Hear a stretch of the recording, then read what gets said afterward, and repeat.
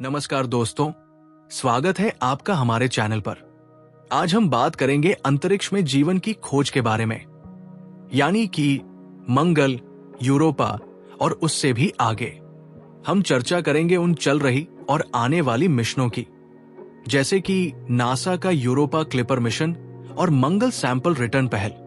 साथ ही विशेषज्ञों के विचार सुनेंगे और जानेंगे कि एस्ट्रोबायोलॉजी में किस तरह की रणनीतियां अपनाई जा रही हैं। दोस्तों, हमारी सौर मंडल में मंगल ग्रह और बृहस्पति का चंद्रमा यूरोपा विशेष रुचिकर है।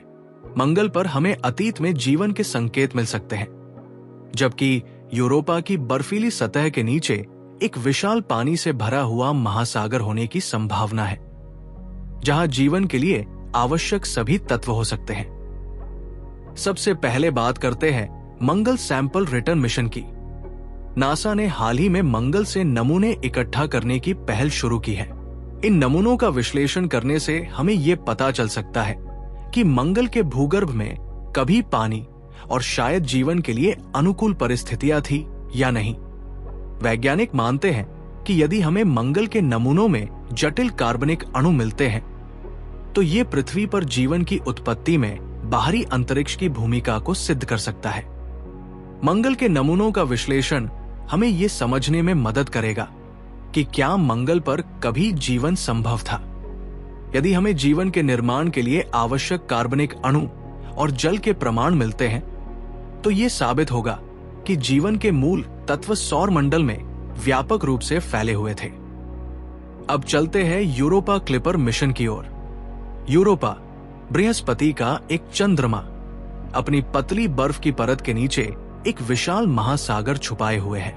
वैज्ञानिकों का मानना है कि उस महासागर में जीवन के लिए जरूरी तत्व जैसे कि कार्बनिक अणु मौजूद हो सकते हैं। यूरोपा क्लिपर मिशन आने वाले वर्षों में यूरोपा के करीब जाकर उसके सतह के नीचे छिपे पानी के संकेतों और जीवन के संभावित प्रमाणों की जांच करेगा। यह मिशन हमें बताएगा कि क्या यूरोपा के महासागर में माइक्रोबियल जीवन संभव है। यूरोपा की बर्फ के नीचे छिपा महासागर, अगर वहां के रासायनिक संकेत जीवित कार्बनिक अणुओं के मेल से जुड़े हुए मिले, तो ये एक महत्वपूर्ण सुराग हो सकता है कि जीवन केवल पृथ्वी तक ही सीमित नहीं है। दोस्तों, दोनों मिशन मंगल सैंपल रिटर्न और यूरोपा क्लिपर हमें यह समझने का अवसर देंगे कि हमारे सौर मंडल में जीवन के मूलभूत तत्व कितने व्यापक हैं। अब सवाल उठता है, क्या इन मिशनों से हमें सीधे जीवन के संकेत मिलेंगे या बस जीवन के निर्माण के लिए आवश्यक इंग्रेडिएंट्स के प्रमाण? एस्ट्रोबायोलॉजी में कई अलग अलग रणनीतियां अपनाई जा रही हैं। कुछ वैज्ञानिक सीधे जीवन के संकेतों की तलाश में हैं, जैसे कि प्रोटीन, जीनोम के अंश या माइक्रोबियल जीवन, जबकि अन्य ये देखने में रुचि रखते हैं कि जीवन के निर्माण के लिए आवश्यक कार्बनिक अणु जैसे कि अमीनो एसिड और न्यूक्लियोबेस किस प्रकार अंतरिक्ष से पृथ्वी तक पहुंचते हैं। इन दो दृष्टिकोणों का मिलाजुला परिणाम हमें यह समझने में मदद करेगा कि जीवन की उत्पत्ति में बाहरी अंतरिक्ष का कितना योगदान है। यदि मंगल या यूरोपा से ऐसे कार्बनिक अणु प्राप्त होते हैं, तो यह सिद्ध हो सकता है कि जीवन के मूल तत्व हमारे सौर मंडल में अन्य स्थानों से भी आए होंगे।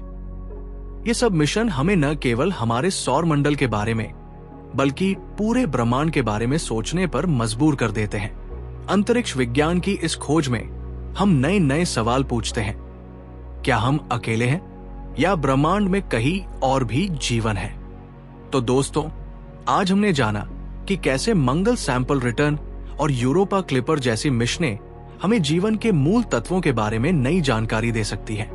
विशेषज्ञों के अनुसार ये शोध हमारी समझ को नई दिशा दे सकता है और हमें ये सोचने पर मजबूर कर देगा कि जीवन वास्तव में कितना व्यापक है।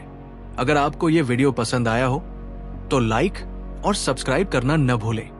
और हाँ, कमेंट में बताइए कि आप किस मिशन के बारे में और जानना चाहेंगे। अगली बार फिर मिलेंगे। तब तक आसमान छूते रहिए और खोज करते रहिए।